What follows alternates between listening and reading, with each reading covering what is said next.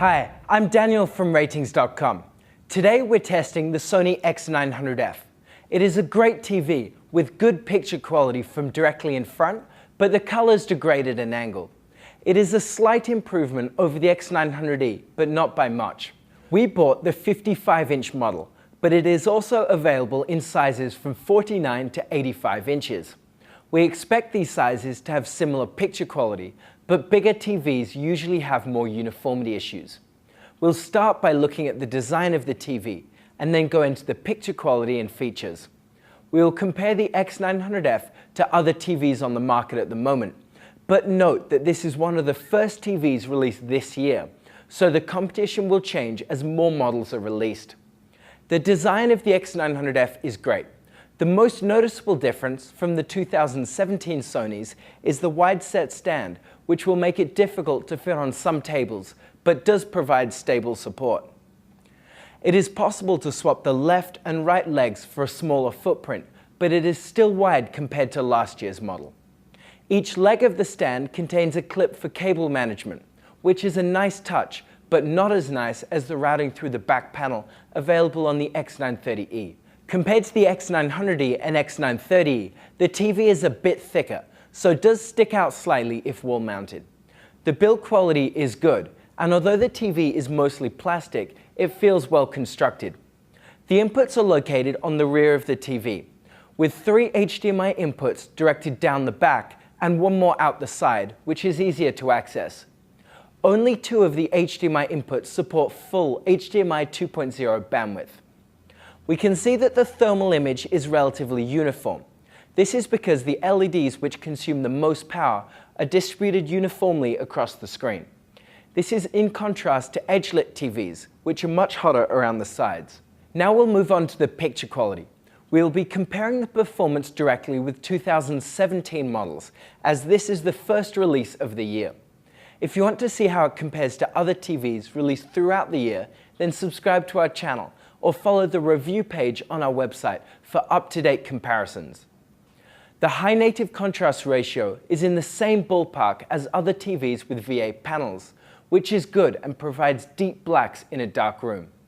It is not as good as the perfect blacks of OLEDs, but provides better dark scene performance than IPS TVs such as the LG SJ9500.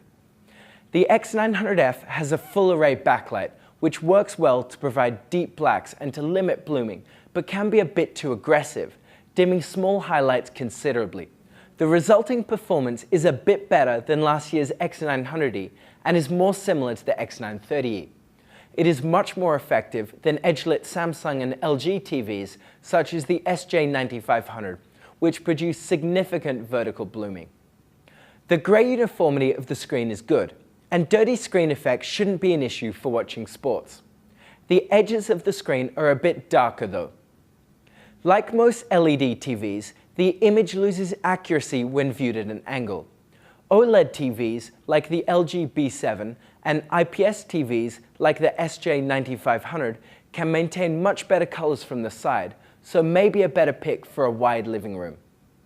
The reflection handling is great and should be fine for most rooms, but isn't quite as good as the glossy finishes found on the LG B7 and Samsung QLEDs.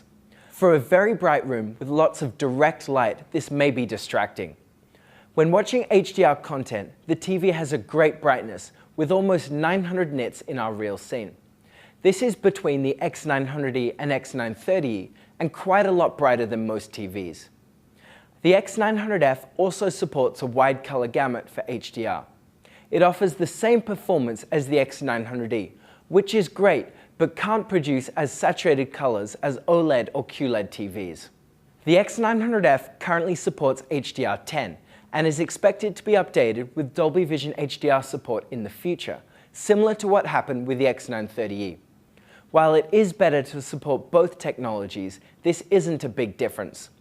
Dolby Vision is technically superior, but HDR10 already exceeds the capabilities of current TVs and is much more widely available. If you are interested, you can read more about this in the description below. The response time is excellent, so only a short trail can be seen when watching sports or playing fast-paced games.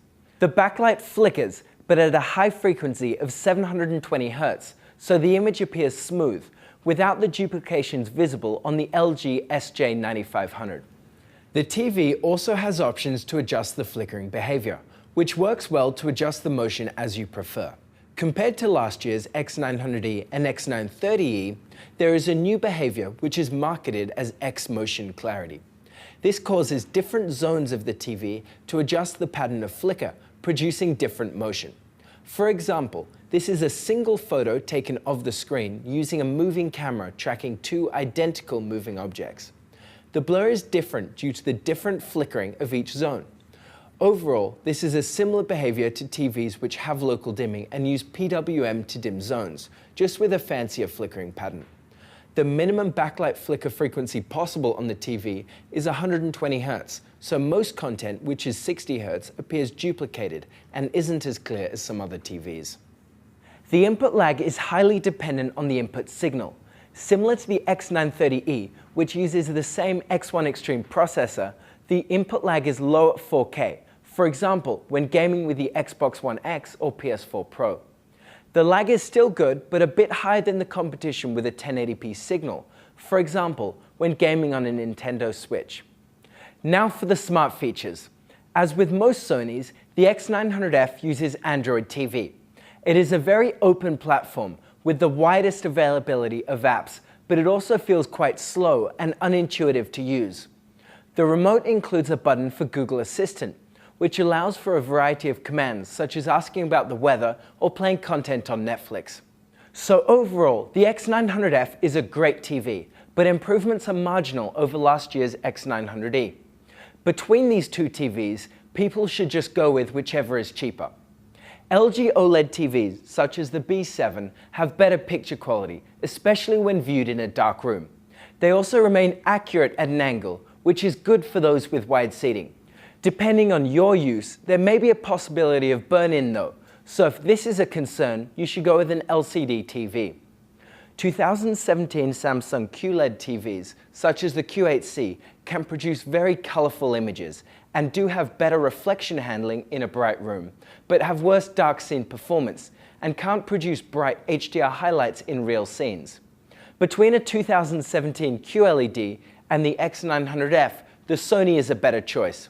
We haven't reviewed a 2018 QLED yet, so we don't know how these newer models will compare. We plan to review the Q9FN in the coming weeks.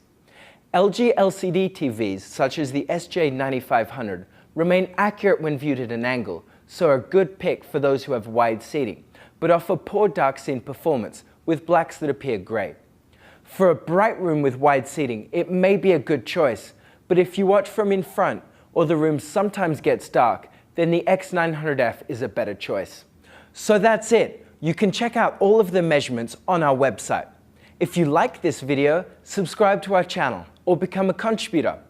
Also, we are currently hiring in our offices in Montreal for various positions. So if you want to help people find the best product for their needs, have a look at the careers page on our website. Thank you for watching and see you next time.